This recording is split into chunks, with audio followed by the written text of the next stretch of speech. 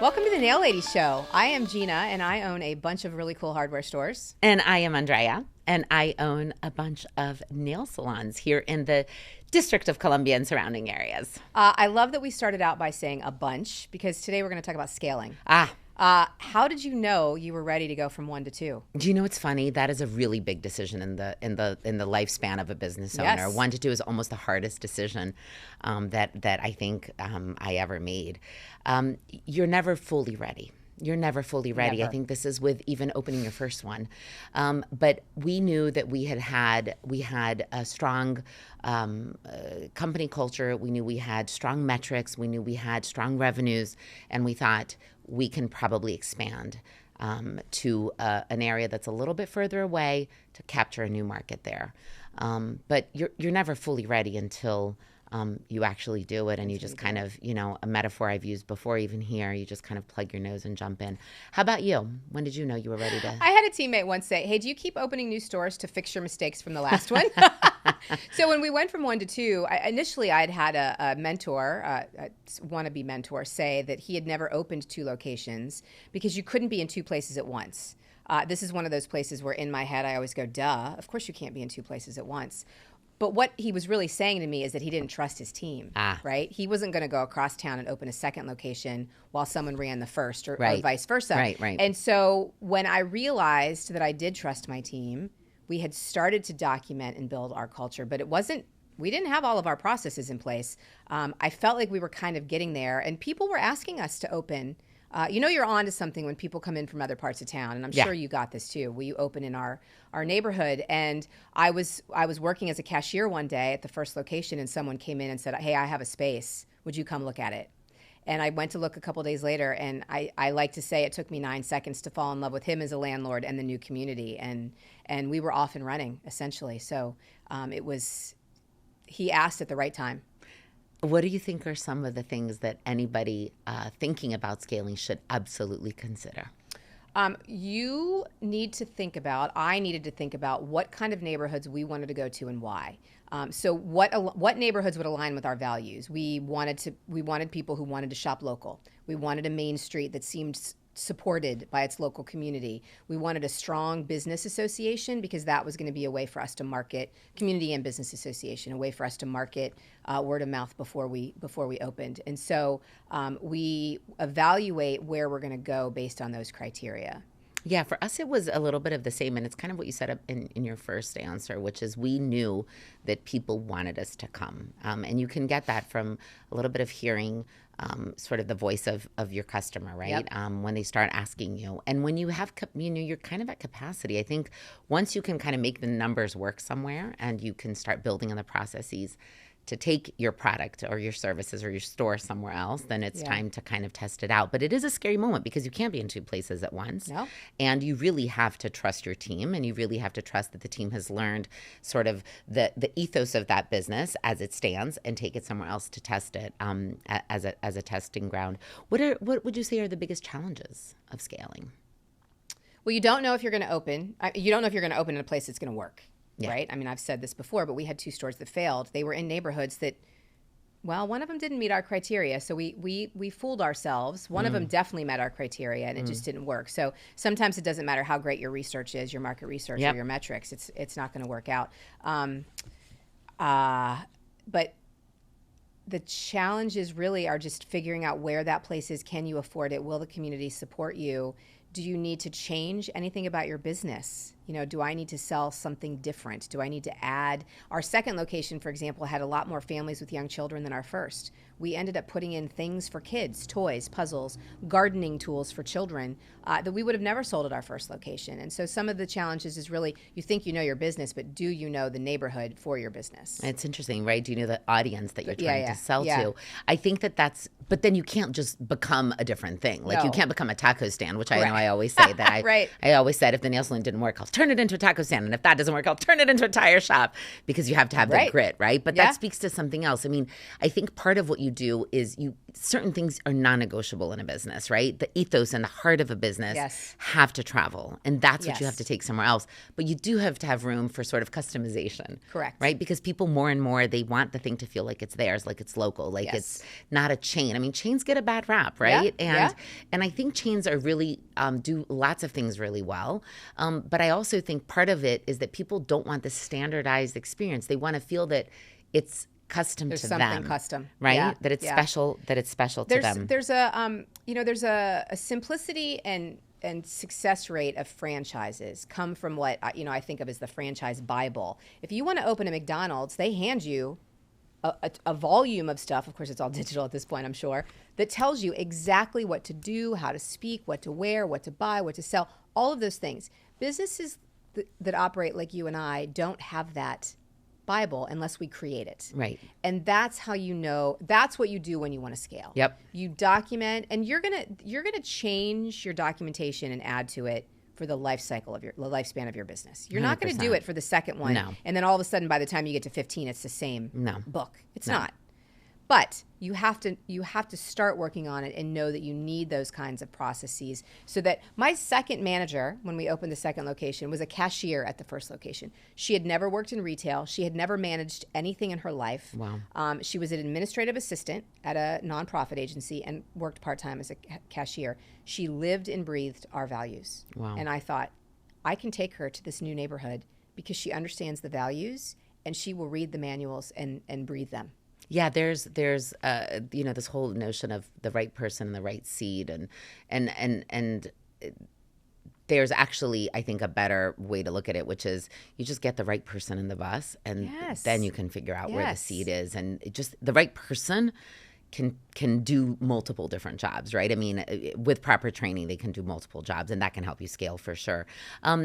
I'd love to hear you talk about sort of the importance of processes, because I do think that, and I've said this before and even in other episodes, that I wanted to leave corporate America so badly when I opened the nail salon, and I did. And now I kind of joke that I'm sort of recreating corporate America at the nail salon because we have processes for everything and forms and systems. But why is that important, especially when you're thinking about scaling? Well, I mean, just to have a sense of consistency. There is business in general, no matter what business you are starting or are running, it's all a series of ups and downs. And it's how you handle those ups and downs that really, I think, gets you from the beginning of the day to the end of the day. And you can handle those ups and downs better if you have some informed decisions that have already happened. How do you handle X? How do you respond to Y? Who do you talk to for Z? And if those things are documented, you can take someone who never worked in your business before and you could make them the best manager of a nail salon that you could ever ask for. And it's funny because this just happened the other day. We had some, weather closures earlier this year.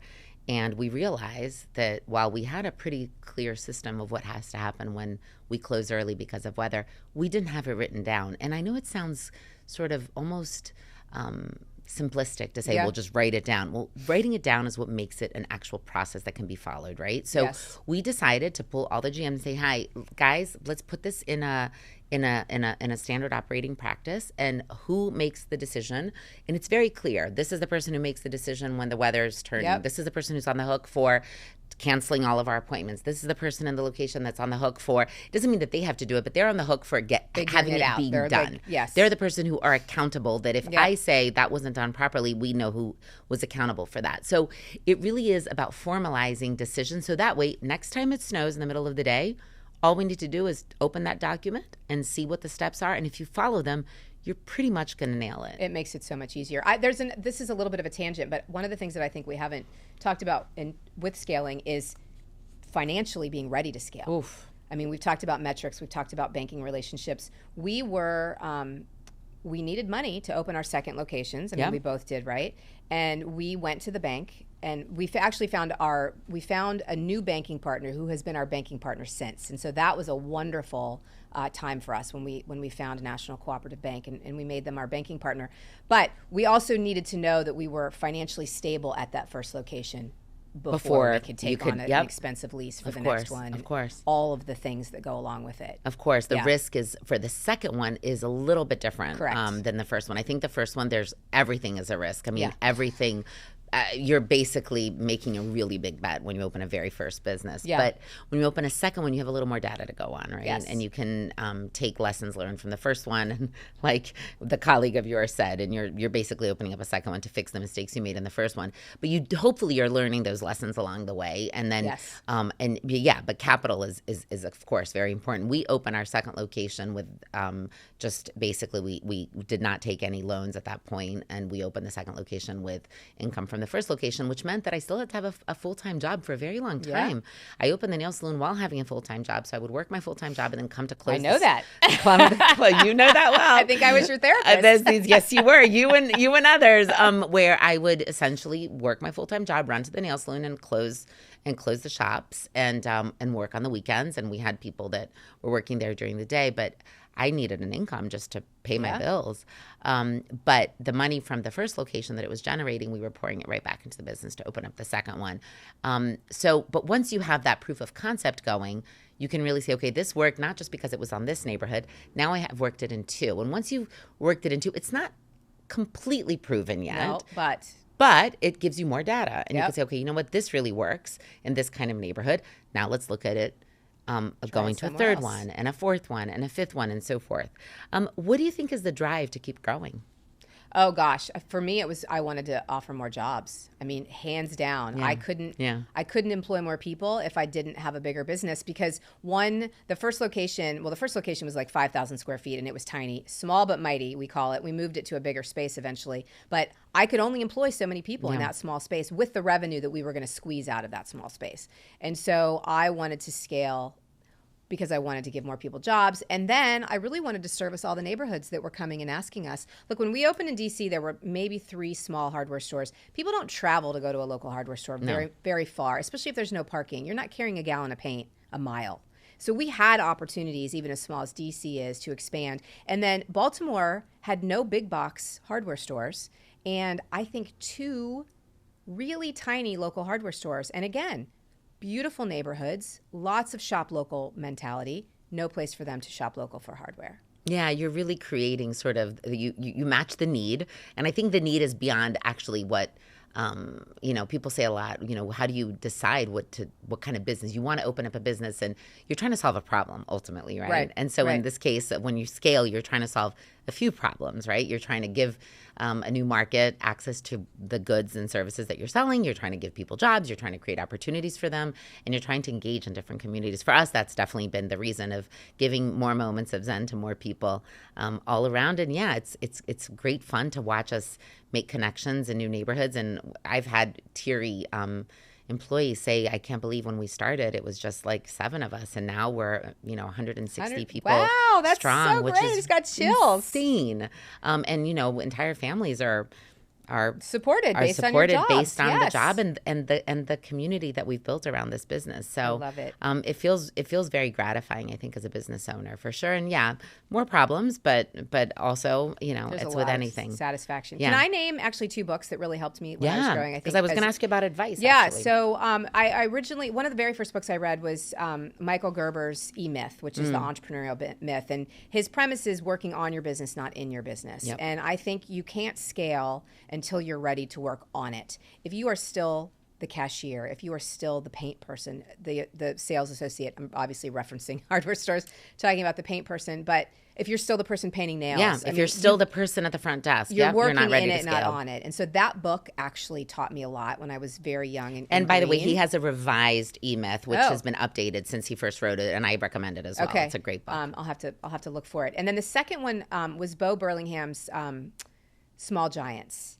Small Giants made such a big impact on me because he talks about how you can be big without necessarily being location big. Yes. Yes. And that was important too. And I actually will take this as an opportunity to give a shout out to the Small Giants. This is, swear on my life, completely not planned. The Small Giants community. There is an actual community that people can join. Yeah. And it's a free community that you can access. And they do events and they do free webinars based on the Small Giants community. I think they're out in Detroit. Yeah. Yes. And they do a big conference every year that people who are just starting out can go to. I love them. And they will connect you with people. They have incubators and cohorts to learn. It's a really inspiring space based on, obviously, the great book. That means if you don't necessarily want to open 7 more locations or even 2 locations of your business, you can make your business that much bigger. Yes. Just by itself, whether it's offering new services, offering new products, becoming more efficient. There's ways to Selling become a online. giant. Selling online, even if you decide to not scale in the traditional sense. Yes. Because I think I do think it's very normal for entrepreneurs to be ambitious and to want to keep going and to keep going. But there is a moment where you have to ask yourself, what am I really trying Why? to do here? And what's Yeah. the why, right? Yeah. And are you actually... is the means to the end what you want it to be? Are you making more money? Are your customers happy? Are you happy? Are you spinning your wheels? I could open 10 more locations that make it look like we have a really big revenue number, but if the bottom line isn't working, If your margins aren't strong, then you don't have a business. There's It's no just point. vanity. It's just It's vanity, right? vanity. I have 22 locations, Right. and it's like, what do they really perform? You are exactly right. Tell me what it's something as we get ready to wrap up and close that you did not know about scaling then that you know now. Well, I think actually to what we just said, that you could have a whole bunch of locations but still not be making any money. I mean, I read recently about a tool company actually in Great Britain that was at $100 million in revenue. Now, this was a digital company, and they went bankrupt. $100 million in sales. And it's just a reminder for all of us that it does not matter how much you're selling. What matters is what is left at the end of the day so that you can take care of your team, properly service your customers, buy the products that you need. Sustainable. Be sustainable. Yeah. So I think I didn't know a lot about a lot of things when I started, but certainly the financial metrics that I needed to scale, I was very naive about. Yeah, I think that's actually a really good takeaway, because I do think that people get very excited about, well, this can just keep working. And I think for me, the thing that I know the most now is that we took a long time to grow at the rate that now we're growing. And I feel like we waited until we had a lot of our systems locked in, We're ready. our process locked in, and we were as ready as one can be in Correct. a situation like that, right? Yeah. And now that we have our processes locked in, our team locked in, our corporate structure locked in, how we're deepening our bench and always looking to see who the next generation of leaders are to step into more roles as we keep growing, I think now we're ready to pretty much keep going. And it actually can get easier, not harder. Yeah. So Yeah, that's my I hope biggest so. takeaway. So let's nail the close, madame. I mean, I think scaling can be what you want it to be. Buy, build, expand internally, grow digitally. I mean, think about ways that you can provide more jobs, make more money, make yourself more satisfied without just adding units. Yeah. I will say start with a why. That will tell you where you need to go and how you How you're need gonna to get there. grow. Yeah. Oh, good. And we Look rhyme at that. here on Look the at Nail that. Ladies show. Thank you for, are we done? I think we're done. We're done. All right. So thank you for watching and for spending this time with us. We would love to hear from you. So drop your comments below if you have comments, questions, thoughts, things you'd like us to discuss. And we'd love to hear from you. We'll see you next time. See you next time. Thank you.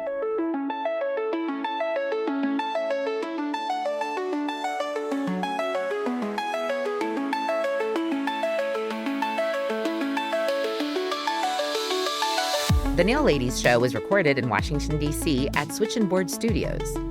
Andrea Vieira and Gina Schaefer are your co-hosts. Meg Farage is executive producer. Salcha Carolan is editor and sound engineer. Hannah Logan is director of brand and marketing. And Georgia Grant Manning is production coordinator.